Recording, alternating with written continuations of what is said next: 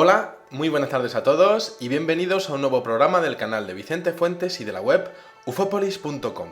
Algunos científicos creen que las pirámides de Egipto fueron construidas hace 4000 años aproximadamente, aunque otros piensan que fueron erigidas en épocas mucho más remotas. Bueno, en este videoprograma vamos a hablar de qué tipo de conocimiento podría albergarse en las grandes pirámides de Egipto, concretamente en la Gran Pirámide de Gizeh, conocida como la Pirámide de Keops. Vamos a hablar de mensajes y códigos secretos que se encontrarían, según varios investigadores y egiptólogos, en la propia geometría de la Gran Pirámide, en sus cifras, en sus medidas. Y vamos a empezar hablando de un escriba del siglo X de nuestra era llamado Masurdi. Era un escriba copto. Y resulta que, apoyándose en manuscritos y traducciones coptas, escribe que Surit, uno de los faraones que reinó en Egipto antes del diluvio, fue el que efectivamente erigió y elevó las grandes pirámides de Egipto.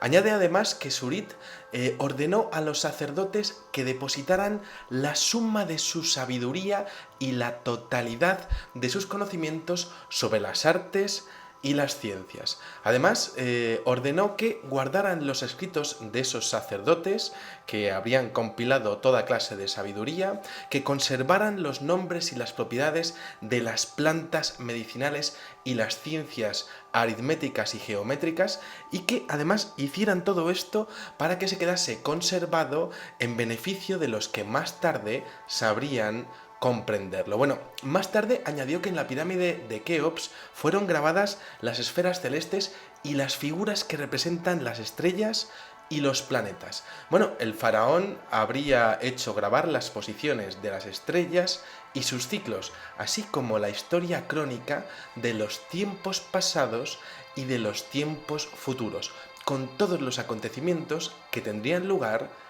en el mundo. Bueno, las profecías de la Gran Pirámide, por tanto, vendrían dadas por fechas que, según los expertos, podían tener márgenes de error de solo unos días y estarían basadas, y esto es lo más fascinante de todo, en la medida de la pulgada piramidal. Su razonamiento dice que, siendo la Gran Pirámide un monumento geométrico absolutamente perfecto, todas sus medidas, sus cálculos y todo lo que serían sus proporciones tendrían un mensaje para decodificar en lenguaje geométrico, es decir, en el lenguaje de las matemáticas, el lenguaje universal. Entonces, para esto tenemos que estudiar lo que sería, lo primero, la pulgada piramidal. Y es que, si empezamos a ver los datos de la pirámide, encontramos un trabajo absolutamente colosal que, desde luego, desafía las leyes de la probabilidad en cuestiones de arquitectura y de ingeniería. Por ejemplo, encontramos que tiene una geometría octogonal. Esto es fascinante y esto se ha visto en algunas fotografías que ya hemos estudiado en este mismo canal, realizadas por el ejército de Egipto, en donde se observa que en las caras de la pirámide, pues realmente cuando hay una incidencia de los rayos del sol en los equinoccios y en los solsticios, se observa que esas caras están partidas por la mitad, es decir, que estamos hablando de que son pirámides octogonales. Bueno, encontramos que las pirámides tienen de base un cuadrado de 232,805 metros de lado. Tiene una altura de 148 metros.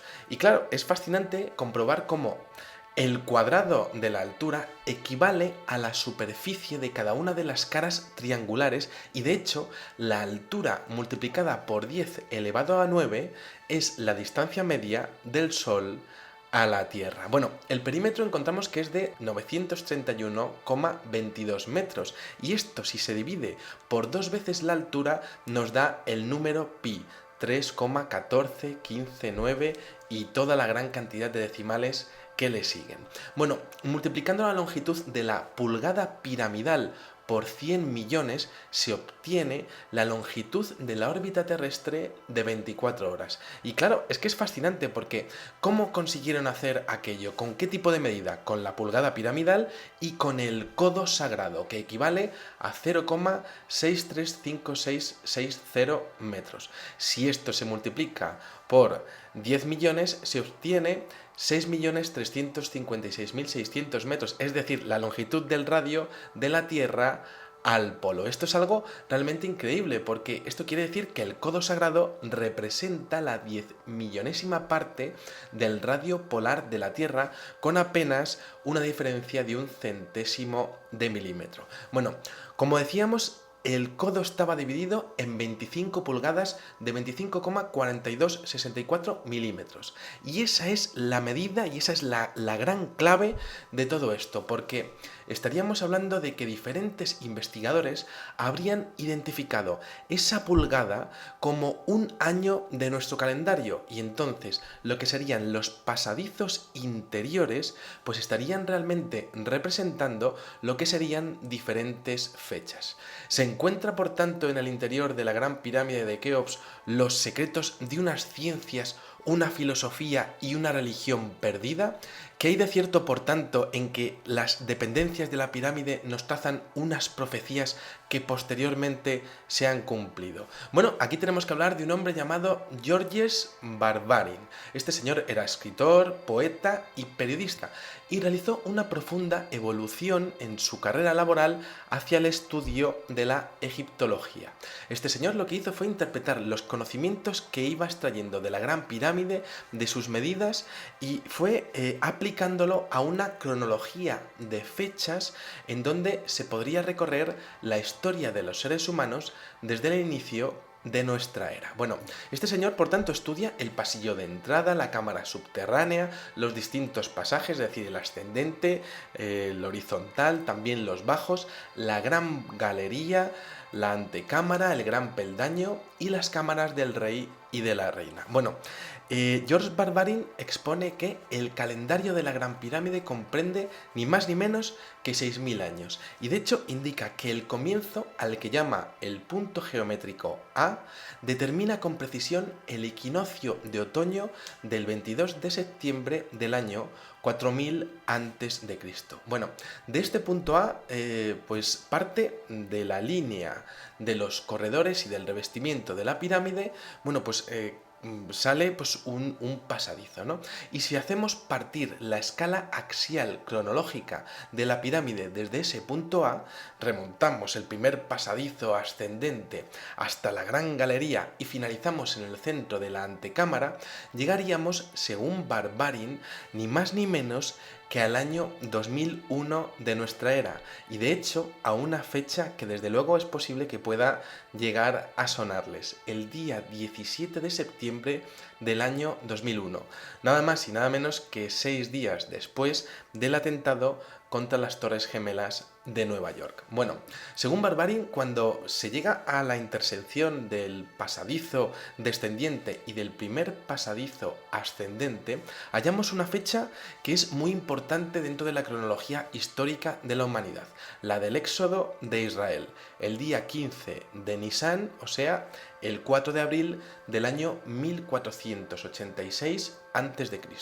Bueno, es fascinante comprobar cómo Barbarin ahonda en su libro El secreto de la Gran Pirámide la fecha de la natividad que él expone que sería el año 4 de nuestra era, es decir, el nacimiento de Jesucristo.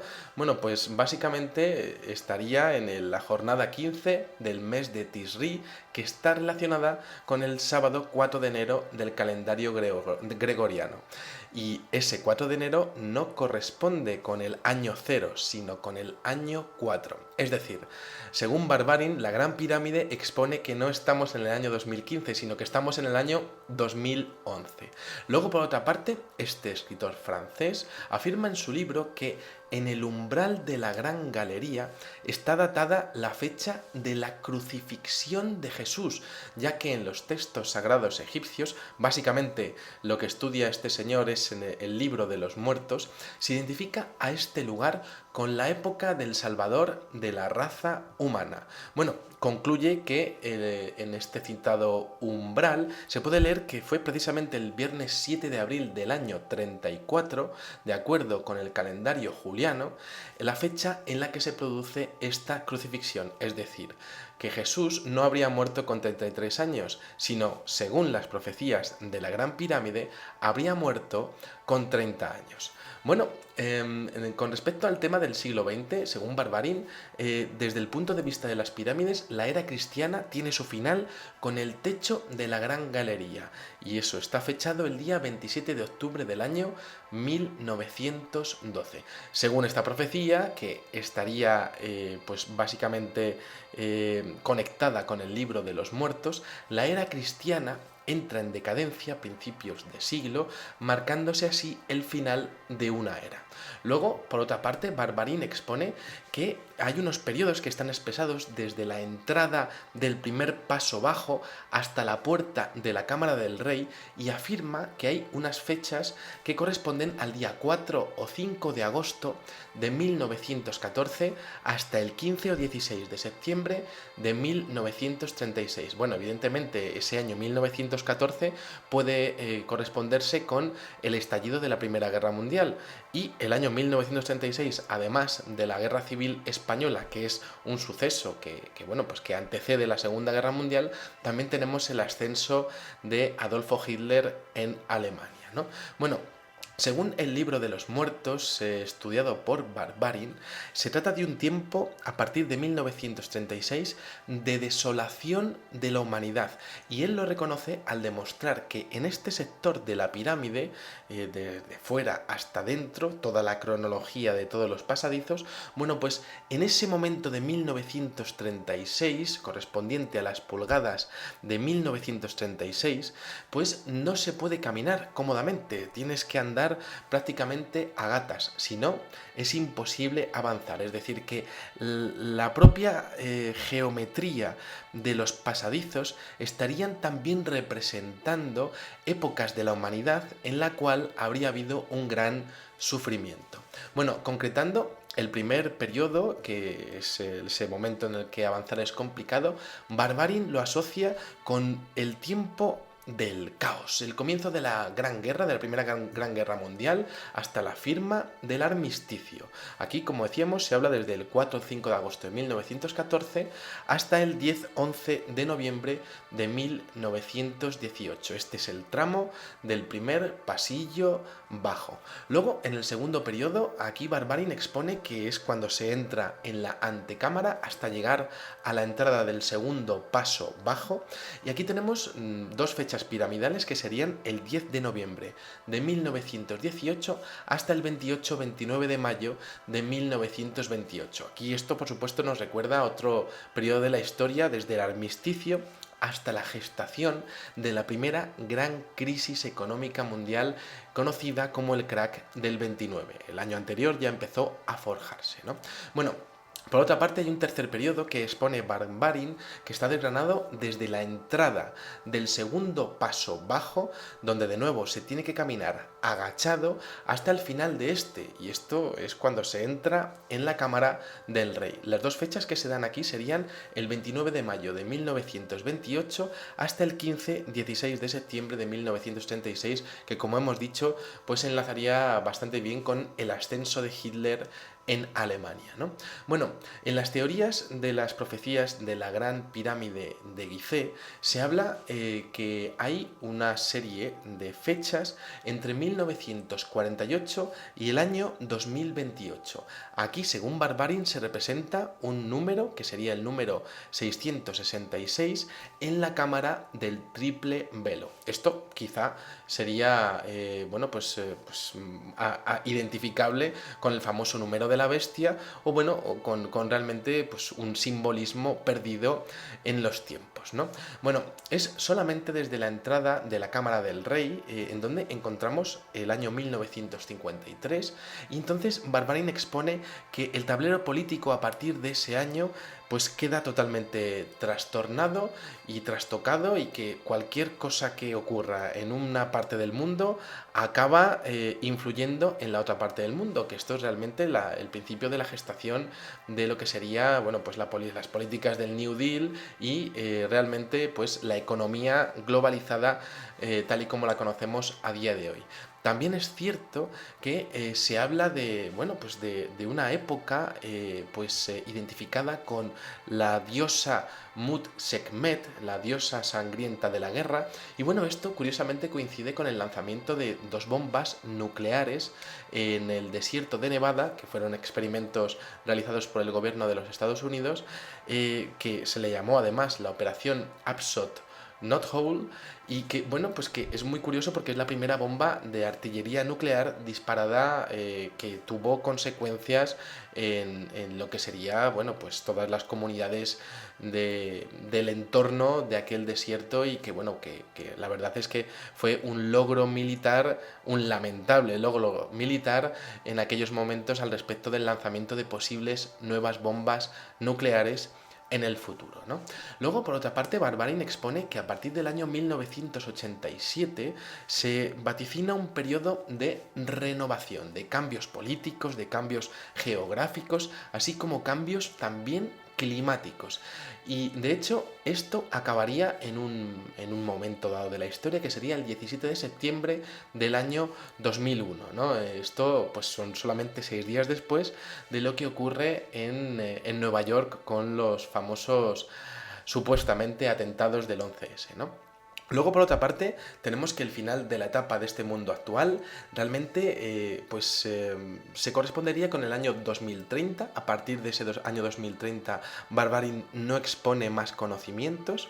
Y esto es muy curioso porque realmente enlaza con lo que dice otro estudioso de la Gran Pirámide de Gizeh, que se llama el doctor Davidson, que denomina a esta época, entre 1936 y 2030, la época del desorden y la desorientación, según está descrita en el libro de los muertos. Bueno, una vez más se habla del año 2001, del 17 de septiembre, como fecha que aparece perfectamente en las pulgadas piramidales de los pasadizos de la Gran Pirámide de Keops. Luego, por otra parte, tenemos a otro autor, porque no ha sido solamente el señor Barbarin ni este señor que hemos visto, el señor Davidson, sino que hay otro señor, un hombre que se llama Spencer Lewis, que era pues primera cabeza de una orden iniciática, pues una orden que tiene que ver con los Rosacruces en Estados Unidos,